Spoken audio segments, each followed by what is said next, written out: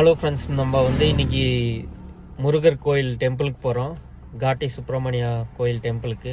நான் பவிஷ், அம்மா, பிராண்டி இருக்காங்க. ஸோ எல்லாம் போயிட்டு இருக்கோம். சரி வாங்க போயிட்டு எப்படி இருக்குன்னு பார்க்கலாம்.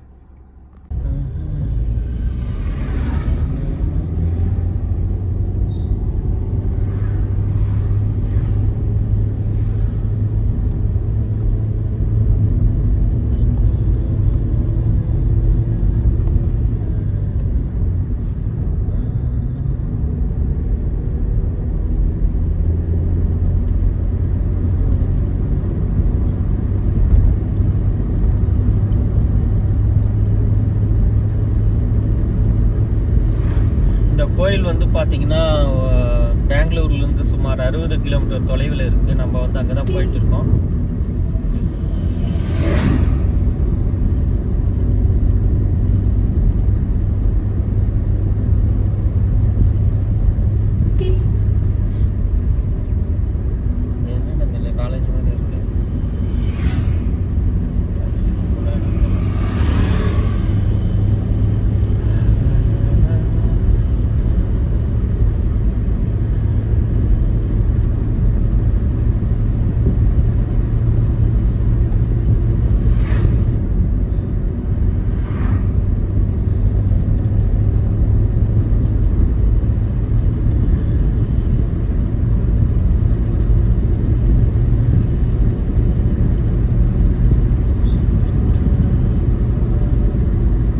ஒரு வழியாக நம்ம கோயிலை ரீச் பண்ணிட்டோங்க. இங்கே பார்க்கிங் அவைலபிளாக இருக்குது. 30 ரூபீஸ் சார்ஜ் பண்ணுறாங்க. இந்த கோயில்னு பார்த்தீங்கன்னா பெல்லாரி மற்றும் சண்டூர் பகுதியை ஆண்ட கோர்பாட்டே மன்னர் ஆட்சி காலத்தில் கட்டப்பட்டதாக சொல்லப்படுதுங்க.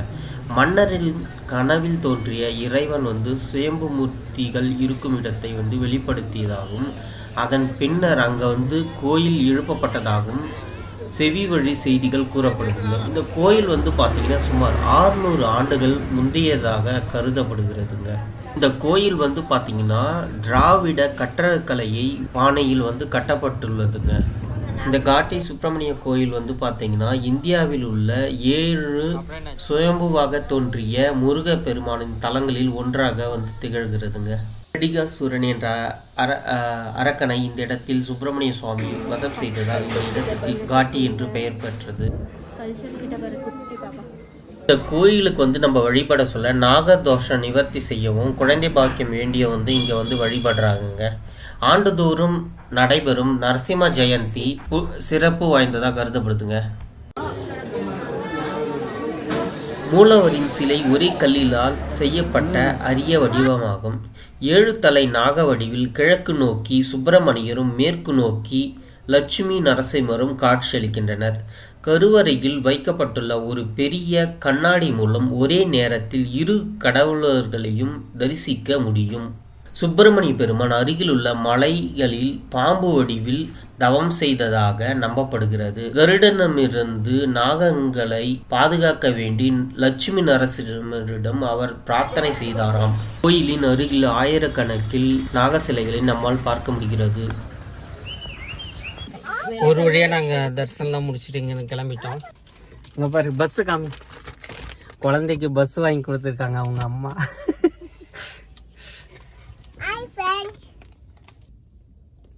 சரி, ஓகே. இங்கேருந்து கிளம்பி நம்ம ஈஷா யோகா ஃபவுண்டேஷன் போகலான்னு இருக்கோம். நாங்கள் ஒரு வழியாக சாப்பிட்றதுக்கு வந்துட்டோம். இங்கே காரை பார்க் பண்ணியிருக்கோம். எப்படி இருக்குது பாருங்கள், இங்கே ஏதோ ஒரு ஆசிரமம் இருக்குது. ஸோ இங்கே சாப்பிட்டு நம்ம கிளம்பலான்னு. சுற்றி பார்த்திங்கன்னா மேகம் பாருங்கள், மழையாக இருக்குது. மேகம் பாருங்கள், கைலாயம் மாதிரி இருக்குது.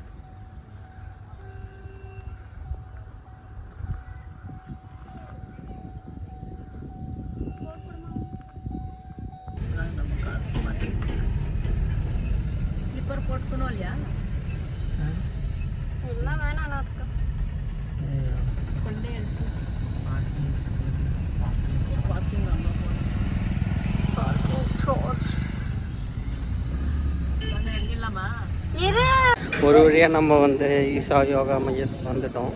இங்கே பார்த்தீங்கன்னா சிவபெருமான் சூப்பராக காட்சி அளிக்கிறாரு. பார்க்கிங் அந்த சைடு இருக்குது. பார்க்கிங் சார்ஜ் 50 ஃபாஸ்ட்ராக்லேயே சார்ஜ் பண்ணிக்கிறாங்க. உள்ளே வந்துட்டோம்னா இப்படி தாங்க இருக்குது.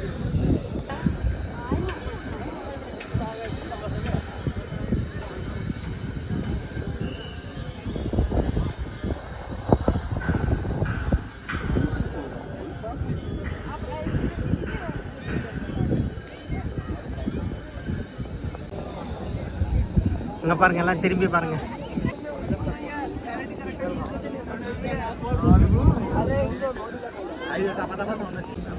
விட்டு போக சொல்ல பார்த்தீங்கன்னா இந்த மாதிரி தான் அவ்வளோ பிரம்மாண்டமாக காட்சி அளிக்குது.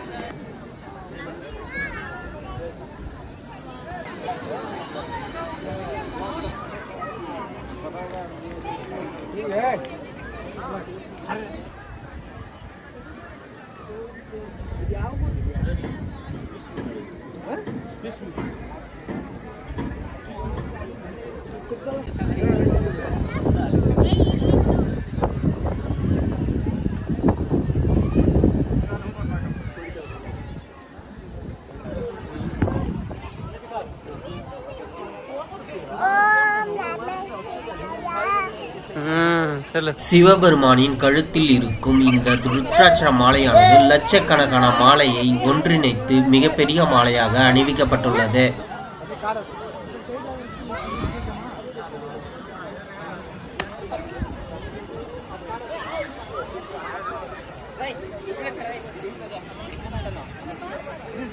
அதுதான் நானும் சொல்லுறது, எவ்வளவு நல்லா ஆடி நிற்குது. இறங்குக்கண்ணா, அங்க பாருங்க ஆடு,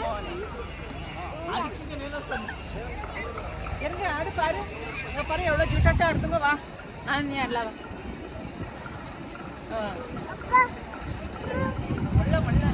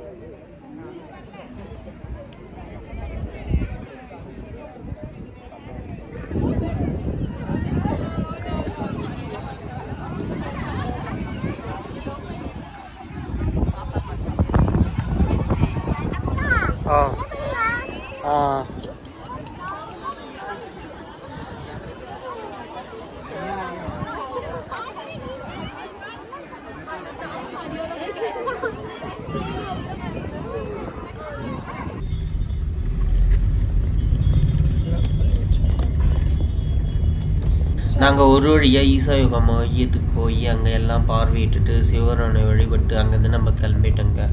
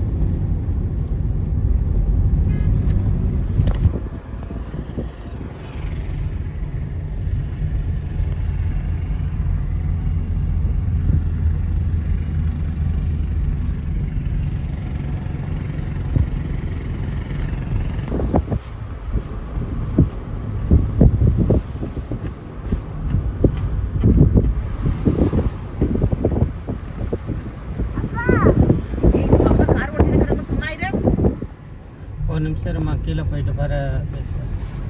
மலையில் ஓட்டின்னு சரியா?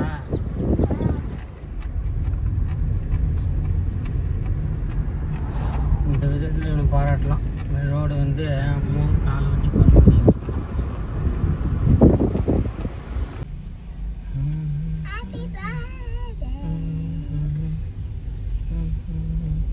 எங்கே போகுது இப்போ பார்த்தா